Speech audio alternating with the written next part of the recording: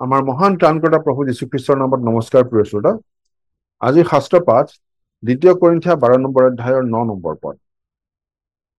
তাতে তেওঁ মোক ক'লে, মোৰ যি অনুগ্ৰহ সেয়ে তোমালৈ জুৰিব, কিয়নো দুৰ্বলতাত মোৰ শক্তি সিদ্ধ হয়। এতেকে খ্ৰীষ্টৰ শক্তি যেন মোত বাস কৰে, তাৰ নিমিত্তে বৰং মই মহা আনন্দেৰে মোৰ নানা দুৰ্বলতাত শ্লাঘাহে কৰিম। সেয়া আছিল ২ কৰিন্থিয়া ১২ নম্বৰ অধ্যায়ৰ ৯ নম্বৰ পদ।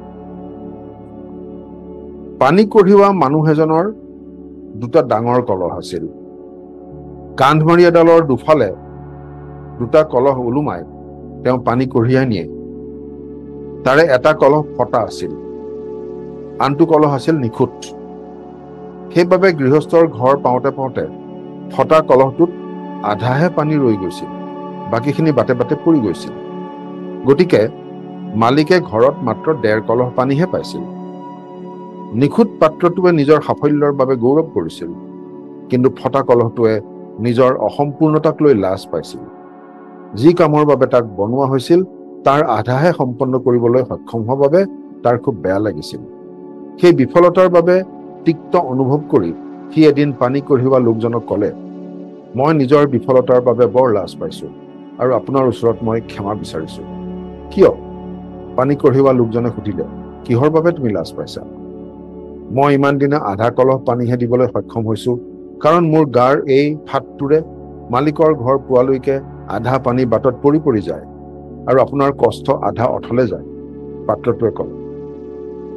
পানী কঢ়িওৱা মানুহজনৰ মৰম লাগিল আৰু তেওঁ ফটা কলহটোক ক'লে, কাইলৈ পানী লৈ আহোঁতে তুমি বাটৰ কাষৰ ধুনীয়া ফুলবোৰলৈ চাবাচোন। পিছদিনা কলহটোৱে ৰ'দত জিলিকি থকা বাটৰ কাষৰ ধুনীয়া বনৰীয়া ফুলবোৰ চালে আৰু আনন্দিত হ'ল। কিন্তু নিজৰ গাৰে পানী ওলাই গৈ আধাহে বাকী থকা বাবে কলহটোৱে আকৌ নিজৰ বিফলতাৰ বাবে ক্ষমা বিচাৰিলে। তেতিয়া পানী কঢ়িওৱা মানুহজনে কলহটোক ক'লে, তুমি মন কৰিলানে যে বাটটোত কেৱল তোমাৰ ফালেহে ফুলবোৰ আছিল, কিন্তু আনটো কলহৰ ফালে কোনো ফুল নাছিল? কাৰণ তোমাৰ গাটো ফটা বুলি মই জানো আৰু তাৰ সুবিধাটো মই লৈছিলো। বাটৰ কাষত ফুলৰ গুটি মই ৰুই দিছিলো আৰু প্ৰতিদিনে আমি নৈৰ পৰা উভতি আহোঁতে তুমি ফুল গছবোৰত পানী দি আহিছা। তুমি সেই কথাটো গমেই পোৱা নাই। তোমাৰ গাৰ পৰা ওলাই পৰা পানীবোৰে ফুল গছবোৰ জীপাল কৰি ৰাখিছে। তুমি ধৰি ৰাখিব নোৱাৰা পানীখিনি অথলে যোৱা নাই, মালিকৰ বাটটোৰ সৌন্দৰ্য বৃদ্ধিত ব্যৱহৃত হৈ আহিছে। আমাৰ প্ৰত্যেকৰে দুখ আছে, দুৰ্বলতা আছে। আমি সকলোৱে একোটা ফটা কলহৰ নিচিনা। কিন্তু যদি আমি অনুমতি দিওঁ, তেন্তে প্ৰভুৱে আমাৰ নিচিনা দুৰ্বল মানুহকে ব্যৱহাৰ কৰি তেওঁৰ গৌৰৱৰ কাৰণে ব্যৱহাৰ কৰিব পাৰে। ঈশ্বৰৰ মহান অৰ্থনীতিত একোৱেই অপচয় নহয়। আমাৰ দুখ দুৰ্বলতাৰ বাবে আমি ভয় কৰা উচিত নহয়। সেইবোৰ স্বীকাৰ কৰক আৰু আপুনিও সৌন্দৰ্যৰ কাৰণ হৈ উঠিব পাৰে। জানি থওক যে আমাৰ দুৰ্বলতাত আমি প্ৰভুৰ শক্তি বিচাৰি পাওঁ।